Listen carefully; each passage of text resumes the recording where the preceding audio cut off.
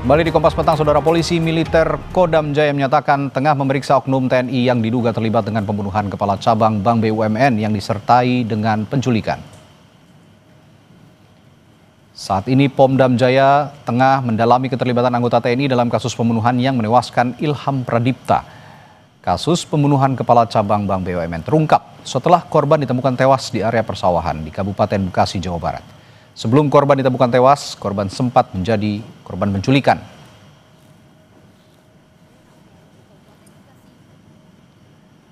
Dalam keterangan tertulis kepada Kompas TV, Komandan Polisi Militer Kodam Jaya Kolonel Doni Agus Priyanto menyatakan, masih kami periksa dan dalami itu, katanya.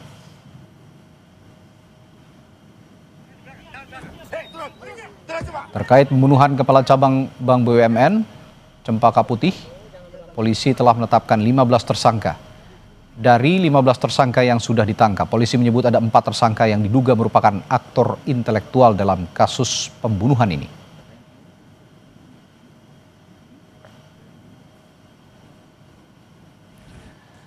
Soal dugaan keterlibatan oknum TNI di kasus pembunuhan Kepala Cabang Bank BUMN, kita akan bahas bersama psikolog forensik Reza Indragiri. Selamat sore, Pak Reza. Selamat sore, Assalamualaikum. Waalaikumsalam warahmatullahi wabarakatuh. Pak Reza, polisi kan sudah menetapkan 15 orang tersangka dan 4 diantaranya diduga sebagai aktor intelektual. Nah, sekarang muncul kembali diduga ada oknum anggota TNI yang terlibat dalam kasus pembunuhan Kepala Cabang Bank BUMN ini. Apakah ini bisa jadi anggota TNI ini malah yang menjadi aktor utamanya di balik kasus ini? Kita gunakan kata oknum ya, bukan anggota TNI tapi oknum anggota. Ya, oknum anggota TNI. Kemungkinan bisa saja, karena itulah dalam perbincangan di Kompas TV sekian waktu silam saya sudah mengatakan paling tidak ada sekitar 4 klaster yang perlu ditelisik oleh pihak kepolisian untuk memastikan siapa perannya apa. Sehingga kemudian tidak bisa tentukan pasal apa yang dikenakan kepada mereka, bentuk pertanggungjawabannya seperti apa. Nah, pada sisi lain saya sudah sempat berbincang dengan kuasa hukum 4 orang warga yang disebut-sebut melakukan penculikan atau penjemputan paksa terhadap korban. Dari apa yang kami perbincangkan, terus terang saya belum menangkap adanya indikasi atau tanda-tanda bahwa oknum tersebut berkedudukan sebagai orang yang mengotaki, orang yang mendalami, orang yang paling punya kepentingan bagi peristiwa ini. Bahwa ada oknum yang terlibat, tampaknya sulit untuk disangkal. Tapi sekali lagi, kita ingin menempatkan oknum ini pada klaster yang mana? Kalau kita berasumsi atau menduga-duga, berspekulasi, bahwa mereka merupakan aktor, merupakan dalang, merupakan paling berkepentingan, maka semestinya di kepala mereka harus bisa dicek ada tidaknya target, insentif, sumber daya, dan risiko sebagai 4 elemen yang harus mereka kalkulasi sebelum melancarkan peristiwa ini. Kalau 4 unsur itu tidak tersedia di kepala mereka, maka sekali lagi saya terus terang tidak begitu yakin juga bahwa oknum-oknum tersebut bisa ditempatkan pada klaster pertama, yaitu sebagai pihak yang menjadi dalang atau pihak yang mengotaki atau pihak yang paling berkepentingan bagi terjadinya peristiwa ini. Yang ingin saya tanyakan kemudian begini, Pak Reza, ciri-ciri biasanya psikologisnya umumnya dari oknum anggota militer seperti oknum anggota TNI misalnya yang terlibat dalam kejahatan kekerasan seperti penculikan, pembunuhan, berdasarkan pengalaman Anda dalam kasus serupa bagaimana? Lazimnya perilaku pelanggaran aturan organisasi yang berlangsung di organisasi berseragam, katakanlah demikian. Paling tidak ada 2 faktor yang dominan. Pertama, adanya kepentingan-kepentingan pribadi yang muncul dan bertentangan atau bertolak belakang dengan kepentingan organisasi. Dan kedua adalah kontrol yang lemah. Kontrol yang tidak kuat terhadap mereka-mereka yang sudah punya kepentingan pribadi yang bertentangan dengan kepentingan organisasi. Mungkin bisa diperluas juga. Kalau kita bayangkan bahwa peristiwa semacam ini artinya keterlibatan oknum itu berlangsung berulang dan tidak kunjung kemudian mendapatkan penindakan, baik itu misalnya sanksi etika atau sanksi pidana, maka patut bagi kita untuk menambahkan satu kemungkinan elemen lagi, satu kemungkinan faktor lagi, yaitu yang disediakan sebagai code of silence, kode senyap, bahwa sesama sejawat memang punya kecenderungan untuk menutup-nutupi kesalahan, bahkan kejahatan yang dilakukan oleh kolega mereka. Sekali lagi, ini sifatnya spekulatif, tetapi paling tidak 3 kemungkinan itu yang barangkali juga bisa menjelaskan kenapa lagi-lagi ada keterlibatan oknum dalam peristiwa pidana.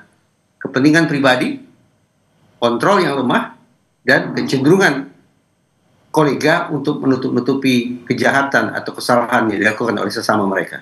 Bagaimana dengan faktor psikologis dini seperti stres pasca trauma misalnya atau gangguan kepribadian atau sosial? Apakah ini juga ada pengaruhnya terhadap profiling seorang oknum anggota TNI yang terlibat dalam kasus kejahatan?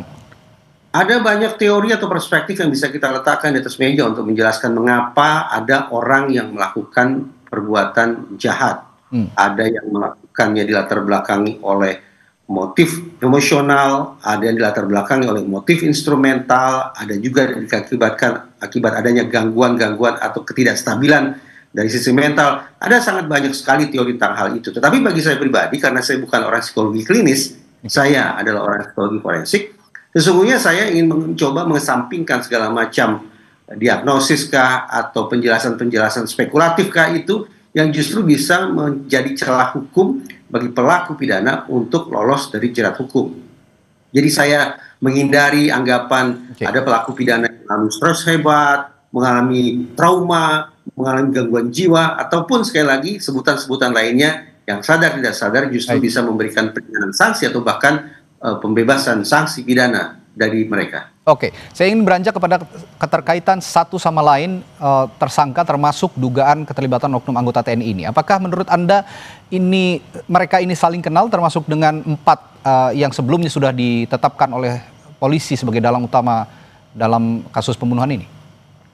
Mengacu pada informasi yang saya peroleh langsung dari kuasa hukum mereka-mereka yang melakukan penculikan atau penjemputan paksa itu, dari orang-orang yang melakukan penculikan itu yang mengenal oknum tersebut hanya 1.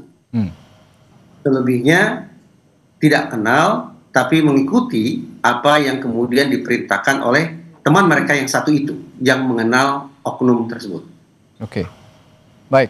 Nah, dari perspektif psikologi forensik, Pak Reza, apa kemungkinan profil psikologis seorang dalang yang diduga dalang ya oleh polisi, ada 4 orang ini, dan juga diduga sekarang ada keterlibatan anggota TNI juga yang berprofesi sebagai anggota TNI. Apakah mereka punya pola perencanaan yang matang biasanya atau lebih tidak terorganisir sebenarnya?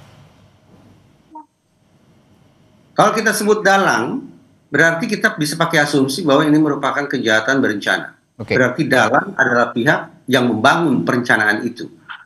Dalam sekian banyak kasus, selalu saya katakan, pembuktian apakah seseorang memiliki rencana atau tidak berarti menjadi dalang atau bukan, adalah ketika otoritas penegakan hukum berhasil membuktikan adanya 4 unsur di kepala yang bersangkutan. Tadi sempat saya sebut, sekarang saya elaborasi. Yang pertama yaitu target. Bahwa sang dalang ini sudah menentukan bahwa aksi kejahatan tersebut akan mengincar individu tertentu. Jadi tidak ada kemudian ruang bagi misalnya salah tangkap, salah culik, salah bunuh, dan seterusnya. Yang kedua, insentif. Bahwa sang dalang sudah memiliki kalkulasi manfaat apa yang akan dia peroleh dari aksi pidana tersebut. Sudah barang tentu, hitung-hitungannya adalah manfaat yang diperoleh haruslah lebih tinggi atau lebih besar daripada cost, daripada biaya yang harus dia tanggung bagi berlangsungnya peristiwa tersebut. Yang ketiga adalah sumber daya. Sang dalang ini menentukan siapa saja yang harus saya libatkan, pada jam berapa operasi harus dilakukan, di tempat seperti apa penculikan harus dilakukan, bagaimana cara mengorganisasi semua pihak agar kemudian sinkron satu sama lain. Itu menyangkut tentang sumber daya atau instrumen kejahatan. Dan yang keempat adalah resiko, bahwa sang dalang juga sudah berpikir ini merupakan aksi berbahaya, sehingga sudah harus dipikirkan sejak dini bagaimana menanggulangi resiko yang bisa datang belakangan agar mereka tidak diseret ke pertanggungjawaban pidana. Nah, sekali lagi, kalau 4 unsur atau 4 elemen itu berhasil dibuktikan ada di kepala sang dalang sebelum operasi jahat ini berlangsung dan sifatnya kumulatif, artinya seluruh elemen tadi tersedia secara utuh, maka hitung-hitungan di atas kertas itulah sang dalang.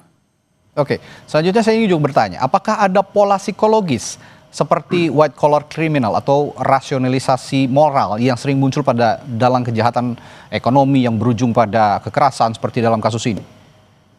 Sulit dielakkan ya, karena korban adalah orang yang bekerja di sektor perbankan, ditambah lagi ternyata ada sekian banyak orang yang dilibatkan dalam aksi kejahatan ini, maka memang bisa kita bayangkan betapa kejahatan yang satu ini atau peristiwa yang satu ini membutuhkan kos atau membutuhkan biaya tinggi. Nah, kalau kemudian kita sepakat bahwa ini merupakan kejahatan yang membutuhkan biaya tinggi, maka masuk akal pula kalau kita menganggap ini merupakan salah satu bentuk kejahatan kerah putih, white collar crime. Dan melihat anatomy of crime dari kasus ini, Pak Reza, kalau melihat adanya dugaan keterlibatan oknum anggota TNI, apakah bisa saja oknum anggota TNI ini menjadi dirigen dari semua semua orang yang terlibat dalam kasus ini? Ada 15 orang sejauh ini. Sekali lagi, segala kemungkinan itu bisa saja. Proses investigasi akan menempatkan siapa melakukan apa, dikenakan pasal berapa. Tadi saya katakan, untuk memastikan apakah seseorang atau beberapa orang masuk dalam klaster pertama, yaitu orang yang mendalangi, orang yang mengotaki, orang yang mengorkestrasi, orang yang paling punya kepentingan bagi terjadinya suatu peristiwa kejahatan, harus dibuktikan adanya 4 elemen: target, insentif, sumber daya, dan resiko. Oke, terakhir singkat saja Pak Reza, kalau melihat profil dari para tersangka dalam kasus ini, kira-kira menurut Anda seorang anggota TNI melakukan tindakan kejahatan, apakah ini bisa juga berpengaruh dalam perspektif psikolog forensik terhadap institusi yang bersangkutan? Ya, tentu saja bahwa kemudian masyarakat akan melakukan overgeneralisasi atau bahkan gross generalization, yaitu penarikan simpulan secara berlebihan bahwa apa yang dilakukan oleh oknum dianggap sebagai merupakan perbuatan organisasi. Menghakimi itu sangat-sangat biasa terjadi karena kecenderungan manusia memang menutup celah-celah dalam proses berpikir dengan cara misalnya salah satunya adalah overgeneralisasi seperti saya katakan tadi. Tapi saya terus terang ingin memberikan garis bawah bahwa saya yakin betul tidak mungkin ini dilakukan oleh organisasi.